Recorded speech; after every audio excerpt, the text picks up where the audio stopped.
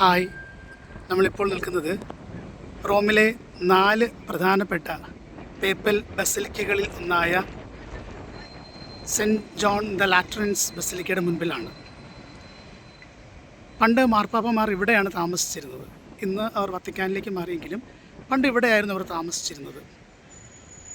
ഓരോ മെത്രാനും അതാത് രൂപതകളിൽ ഒരു കത്തീഡ്രലുണ്ട്. റോമിൻ്റെ മെത്രാനായ മാർപ്പാപ്പയുടെ കത്തീഡ്രലാണ് സാൻ ജോവാനി ലാത്രാനോ ബസിലിക്ക. ഈ ബസിലിക്കയുടെ മുൻപിൽ നമുക്ക് വിശുദ്ധ ഫ്രാൻസിസ് അസീസിയുടെ ഒരു രൂപവും അദ്ദേഹത്തിൻ്റെ അനുയായികളുടെ ഒരു രൂപം നമുക്ക് കാണുവാനായിട്ട് സാധിക്കുന്നുണ്ട്.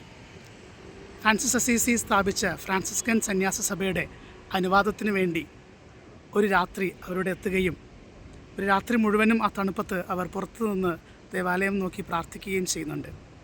തിരിച്ച് പിറ്റേന്ന് പ്രഭാതത്തിൽ ഈ ദേവാലയത്തിൽ കയറി മാർപ്പാപ്പയെ കാണുമ്പോൾ മാർപ്പാപ്പ അവരോട് പന്നികളോട് സുവിശേഷം പ്രഘോഷിക്കുവാൻ ആവശ്യപ്പെടുകയാണ്.